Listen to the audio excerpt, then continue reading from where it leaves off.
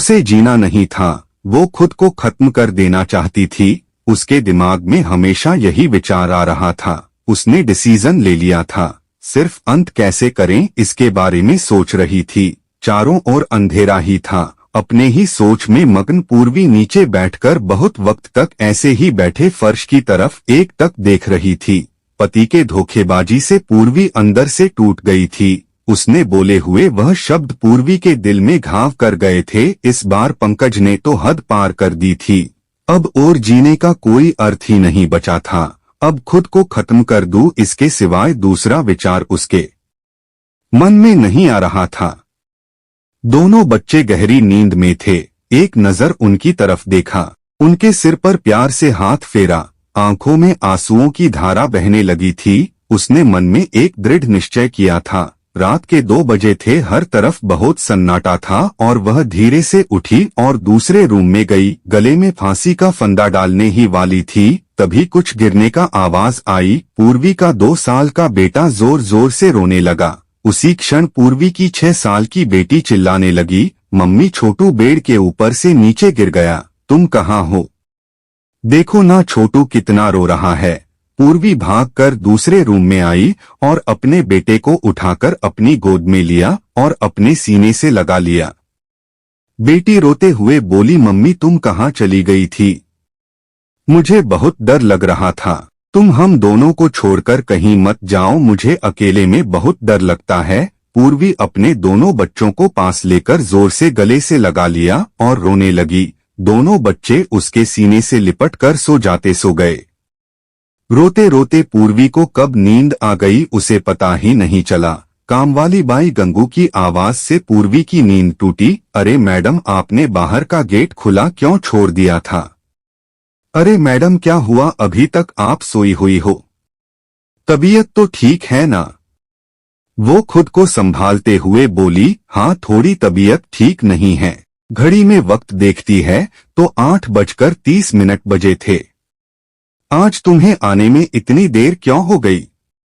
Madam चौथी गली में मेहताजी रहते हैं ना, उनकी बहू ने फांसी लगाकर आत्महत्या कर ली।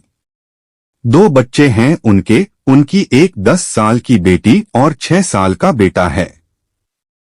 यह सुनकर पूर्वी के कलेजे को धक्का लगा। अपनी साड़ी ठीक करके उसने पूछा, कब हुआ?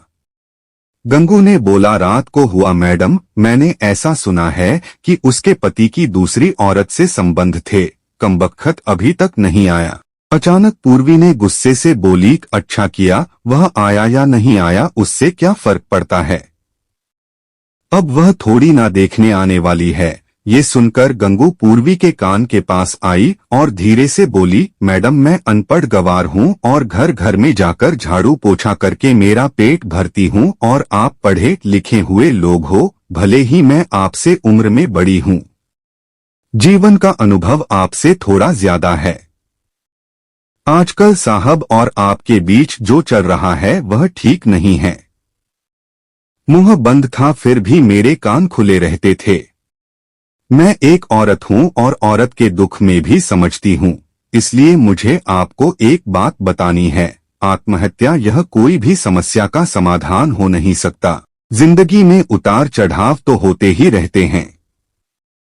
इसका मतलब ऐसा नहीं कि आप अपनी जान दे दो। मैडम जी, कभी कभी आदमी अपना रास्ता भटक जाता है पर अंत में घूमकर अपने ही घर वापस आता है, और जब नहीं आए तो भी क्या फर्क पड़ता है। आप किसके लिए मरना चाहती हो?